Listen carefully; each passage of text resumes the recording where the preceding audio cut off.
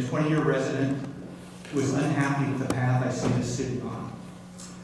But things change, and some of these changes threaten the qualities that we found so attractive in DuPont when we moved here.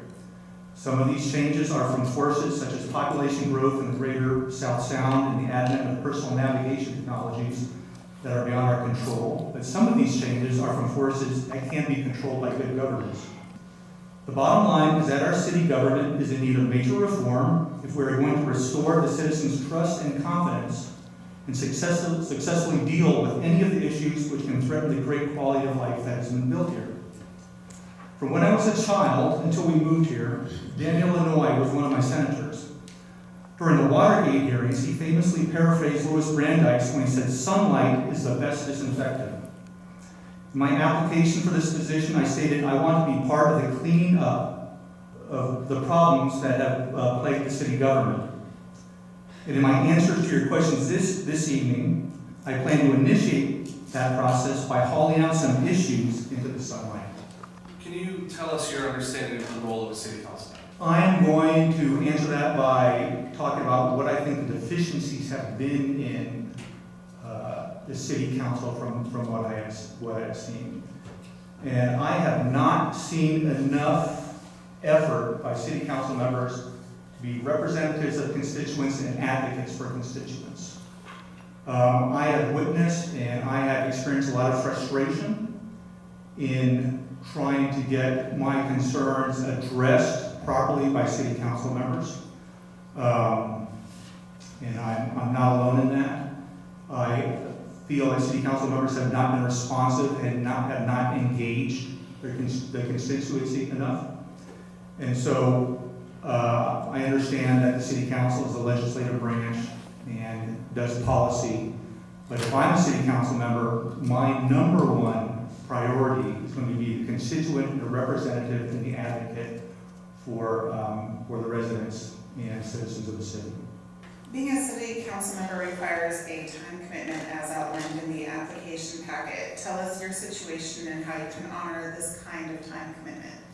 So the application packet is very detailed in what is required for the time commitment. And if I'm sitting here before you right now, I am committed to honoring that commitment.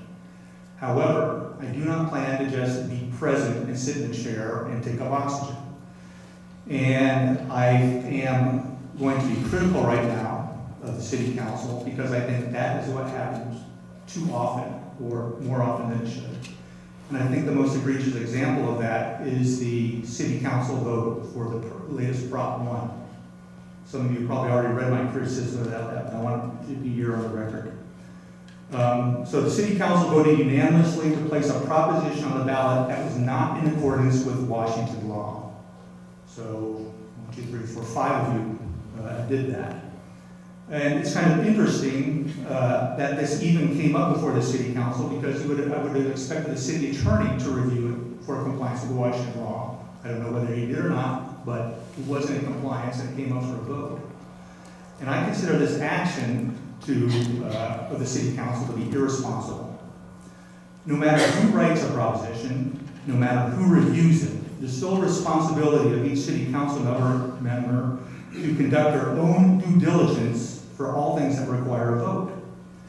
Washington state law on proposition requirements is not complicated, and I would have expected every council member, no matter what the city attorney said, whether it was legal or not, to have reviewed that law before you voted on it to say whether it was legal or not, and it wasn't. I am committed to meeting the time commitments. I can do that, but I'm not also going to be an empty suit. And I think I can be much more proactive than the city council has shown to be in the past. The mayor and the city council have to work together to resolve the problems and challenges of the city. Describe how you will work as a part of this group of independent elected officials. Teamwork is important, but it's not the most important thing. Collegiality is important, but it's not the most important thing. It depends on what everybody is working towards. So we can all make vague, grandiose statements about how we believe in quality of life, of how we believe in transparency, of how we believe in all sorts of things. And we can say, yeah, those are all our goals, but there are different paths to reach the same goals, and there's probably even different interpretations of goals. I do not think I would be the sort of council member that would go along to get along. So my loyalty is not going to be to this council member, it's not going to be the mayor, it's not going to be the city administration. My loyalty is going to be to the constituents and their concerns and to be their advocate. Good evening. The mayor, the executive branch, acts as the chief executive officer of the city and is responsible for the day-to-day administration of the city. The city council, the legislative branch, is the policy maker. How do you feel about deferring those administrative issues, which would include implementation of the budget adopted by city council, personnel-related issues, etc.? I think deferring is the wrong word. I think the role of the city council members is defined pretty strictly in the city codes, and I would do that. Now, I'm going to bring up another issue here. I'm going to bring up the issue of Ted Danik and what happened with him and how wrong I think that was and how I would have handled this situation, how I would want you to handle this situation, council members. So, Ted Danik, in becoming the franchise owner of Ace Hardware, I think is an egregious example of how the appearance of impropriety can degrade trust and confidence in our city's government. So we have the city administrator acting as the director of development, introduced a personal acquaintance to the city to pitch a development project.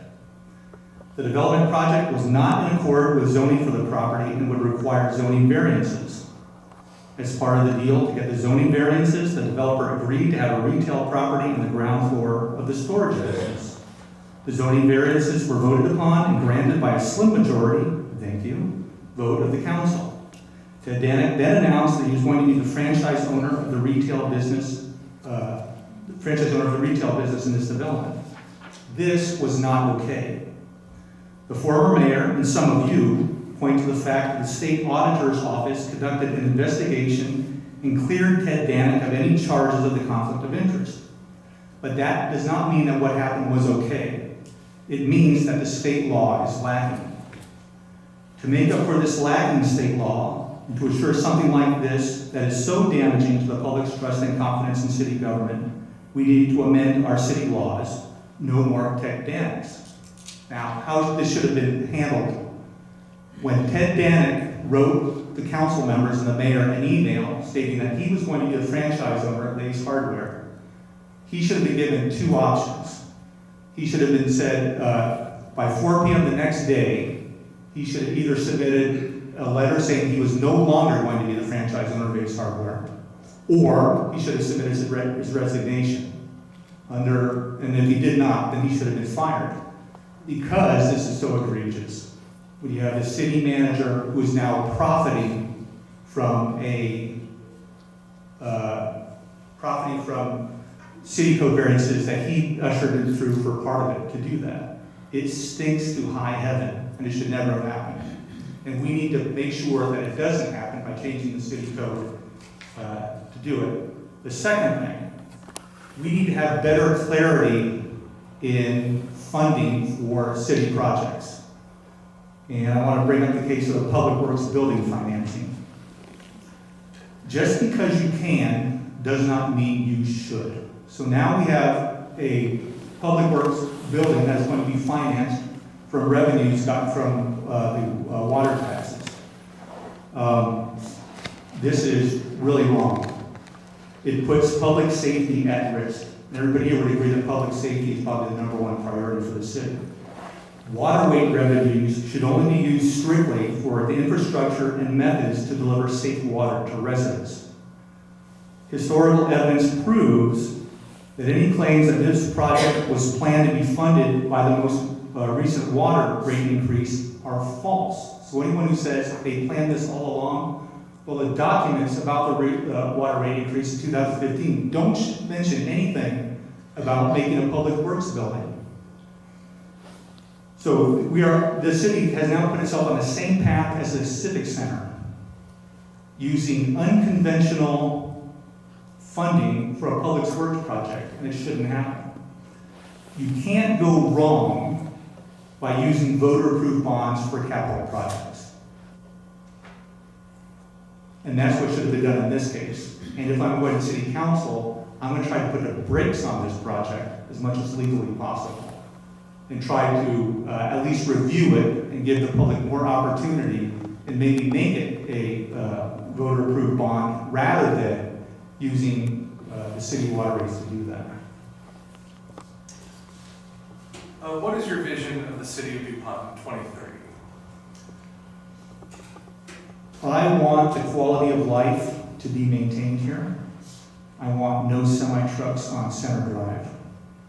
I want any development to not threaten the quality of life here, any commercial development. And I want to see concrete preparations done now and keep on preparing for Sequoia Village, because that is really going to change a whole lot of what DuPont and Northwest Landing is. And we need to start talking about that and the long-term impacts of that now. How do you feel about citizen involvement and participation in our city? If they are in favor of more participation, how would you increase public participation? In DuPont city government. So the trend to stagger the meetings and have them to allow more citizens to come and do that, that is awesome. And we can continue along with that trend, that's great. I think the more citizen involvement, the better, because that's what the city government is for. It's for the citizens, and everything should be exercised and maxed out for the purpose of doing that. There have been some disturbing events their views are trying to be clamped down on. So if a citizen makes a remark in a community connector meeting, and then our city administrator calls up their city administrator to ask them about this citizen's comments, that should never happen. That just looks like an abuse of power. And it looks like the city is trying to clamp down on stuff, and that's a really, really bad thing.